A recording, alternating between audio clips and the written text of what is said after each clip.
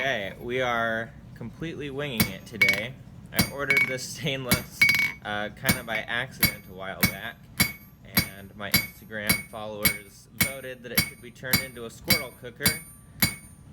So here we are. Anyway, the start forging was hexed on the corners, because that's the tall back. You want to get that size down first. And then swung to the tines, I guess, is the only one that's kind of different. And that forged was more rectangular, because I'm going to split this, so I want it like twice as wide as it is tall. The stainless gets hard fast.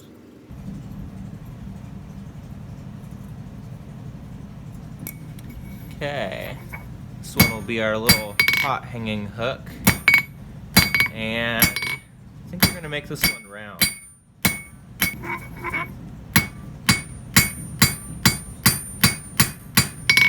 As always, when you're making something round, you just want to keep taking the corners off until there are so many corners that they are nearly imperceptible. Something like a little round bottom swage can help.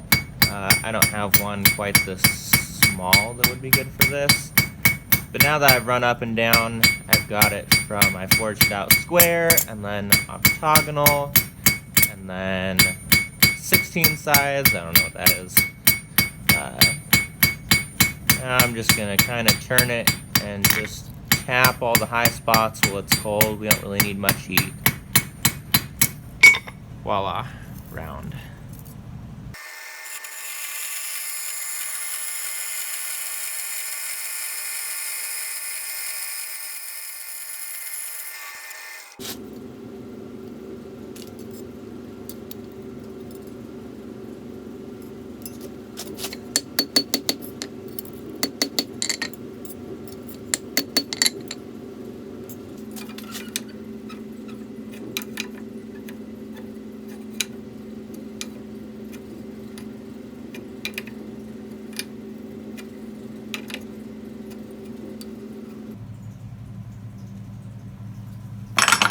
Pretty close. I'll probably clamp those parts in the vise because I can't get in there with the hammer to straighten them up, and of course squish those to where they're parallel.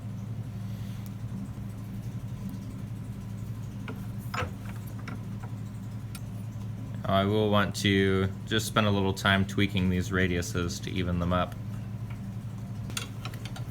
Typically what you'll want to do is pick one side that you like best and make the other side match that.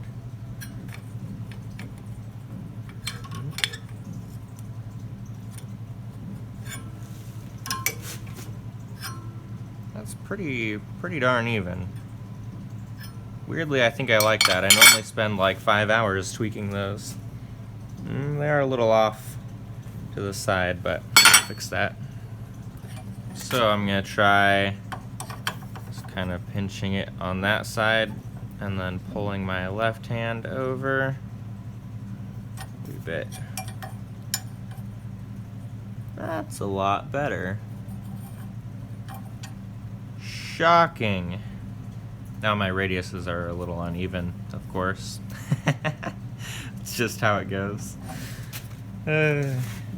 Next thing I want to do is put a little jog in here, because a lot of camp pots, including mine, have a broad flat handle, and so we can accommodate both with one tool if we do it this way. Now, there are much faster and more production-oriented means of doing this, but I'm just going to isolate my bends. A lot of other stuff that I might try would probably destroy our little reverse twist there.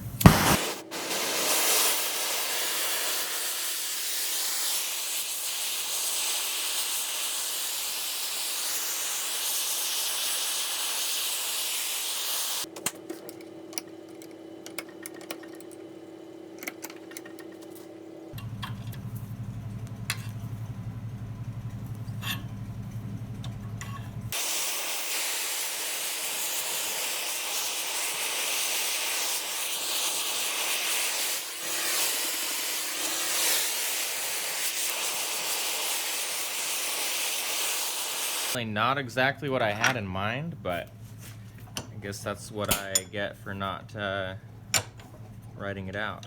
I'll give that a straighten. Nope, we've decided it's hideous. Done a napkin sketch. I'm gonna give it another go.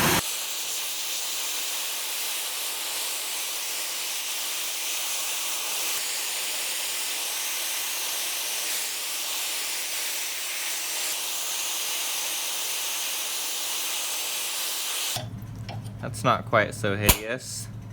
That's what I always aim for, just not totally the worst.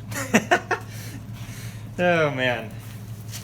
Okay, pretty much our last part is gonna be bending the eye. Whack, whack, whack.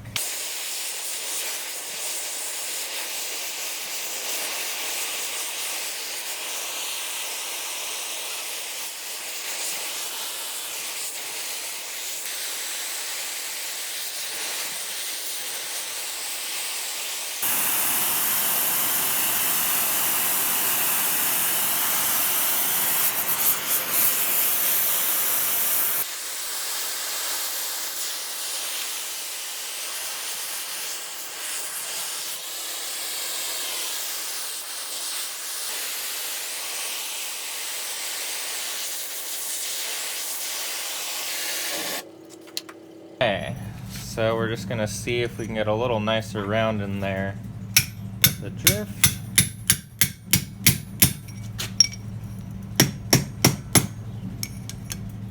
Knock out the daylight. And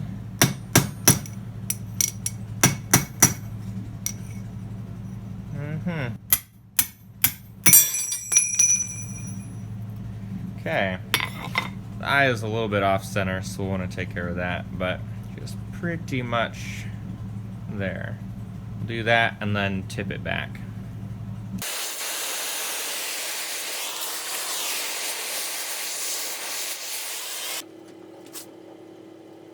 I was cleaning these up and realized that my angle was not good with that big of a hole.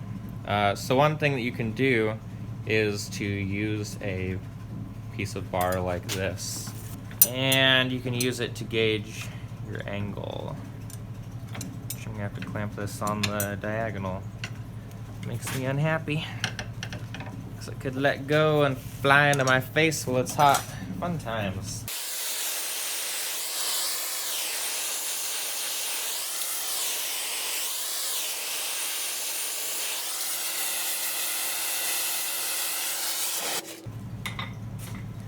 Fair to say I've made my hole way oversized. Okay,